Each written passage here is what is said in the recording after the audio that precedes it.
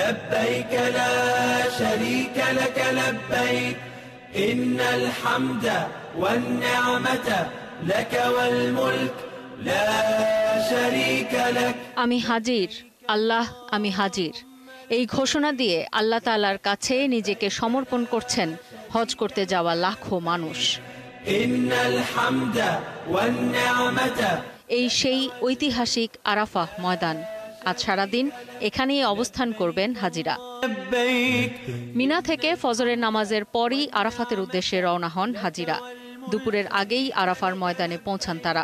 মক্কা থেকে ২০ কিলোমিটার দূরে এই আরাফার ময়দান। আরাফার ময়দানে সন্ধ্যা পর্যন্ত অবস্থান করবেন হাজিরা।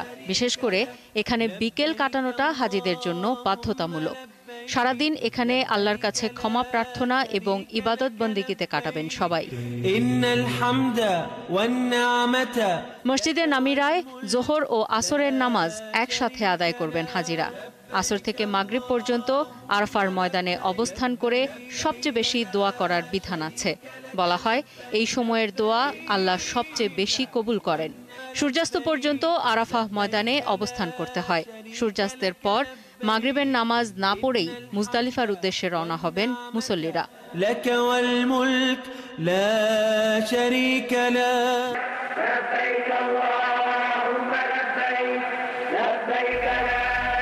দর্শক, আপনারা দেখতে পাচ্ছেন আরাফাতের ময়দানে যে লাব্বাইক ধ্বনিতে মুখরিত হয়ে যাচ্ছে এবং আপনাদের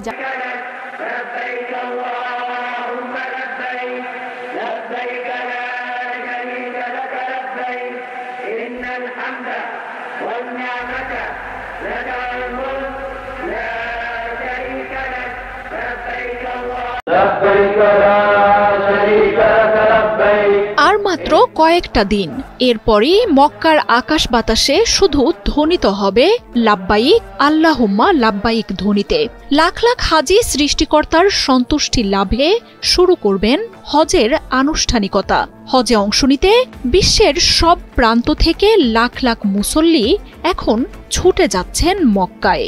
মুসল্লিদের জন্য প্রস্তুত